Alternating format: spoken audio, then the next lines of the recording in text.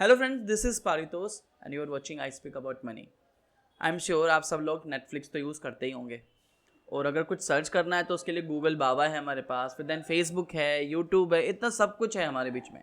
लेकिन कभी आपने सोचा है कि जितना ज़रूरत इन ऐप्स को यूज़ करना है आज हमारे लिए, इनमें इन्वेस्टमेंट क्यों ना किया जाए? आई एम नो कि आप में से काफ़ी लोग अब ये सोच रहे होंगे कि ज़रूरत ही क्या है जब मेरा ऑलरेडी इन्वेस्टमेंट चल रहा है। तो आज इस वीडियो में मैं आपको यही बताने वाला हूँ कि क्यों आपको यूएस बेस्ड कंपनी के स्टॉक्स में निवेश करना चाहिए। तो इसलिए इस वीडियो को एंड तक जरूर देखें। तो सबसे पहला रीज़न है the US stock market provide the biggest opportunity for Indian investor to diversify their portfolio in global companies.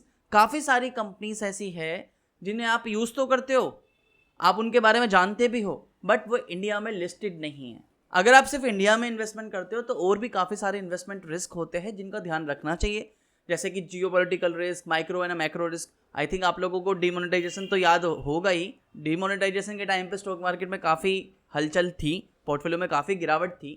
तो इसलिए आपका पैसा, आपका इन्वेस्टमेंट ग्लोबली डाइवर्सिफाइड भी होना चाहिए।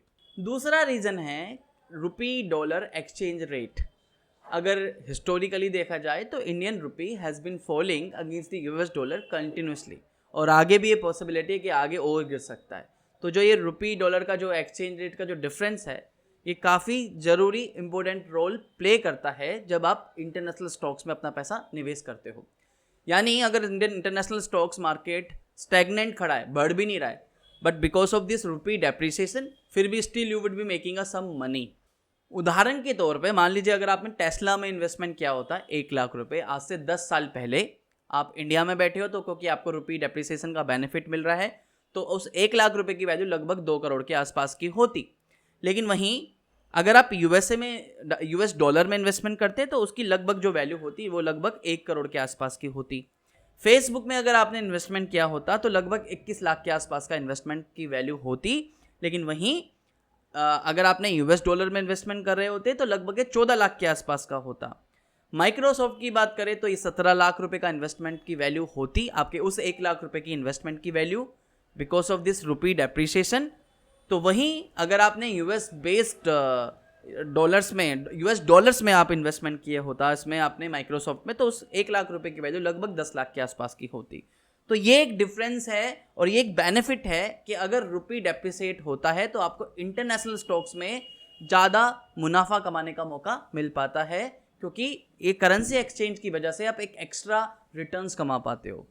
तीसरा रीज़न है इन्वेस्टिंग इन फ्रैक्शंस। अगर आज आपको यूएस स्टॉक्स में पैसा निवेश करना है तो उन स्टॉक्स को फ्रैक्शंस में भी खरीद सकते हो। आफ्टर ऑल अगर मान लीजिए आज आपको अमेजोन खरीदना है तो उसका एक सिंगल शेयर लगभग 3290 के आसपास का ट्रेड हो रहा है। तो यानी अगर उसे INR में कन्वर्ट कर लोगे तो लगभग 2-2.5 लाख रुपए का बैठता है। तो हर किसी के लिए तो अफोर्डेबल नहीं है।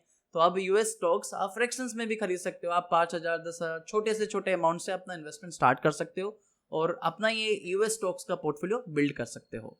इंडिया से अब यूएस स्टॉक्स परचेज करना और यूएस ETFs में इन्वेस्टमेंट करना ईजी हो गया है, और ये पहले प्रोसेस डिफिकल्ट था। अगर आप भी अब प्लानिंग कर रहे हो यूएस बेस्ड स्टॉक्स खरीदने के लिए तो you can check it out the IND money app. इस ऐप से आप इजीली यूएस स्टॉक्स खरीद सकते हैं।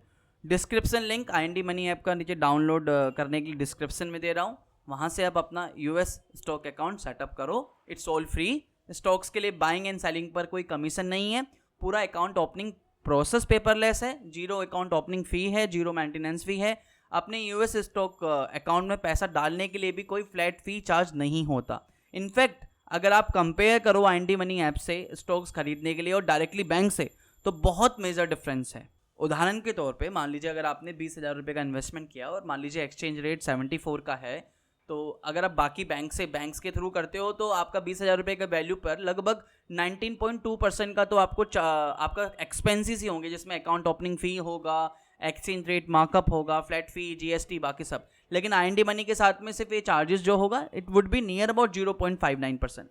तो गाइस आई होप अब आप लोगों को ये तो समझ में आ गया होगा कि क्यों आपको अपने पोर्टफोलियो में से थोड़ा सा हिस्सा यूएस बेस्ड स्टॉक्स में रखना चाहिए, क्यों ज़रूरी है कि आपका पोर्टफोलियो ग्लोबली डाइवर्सिफाइड रहे।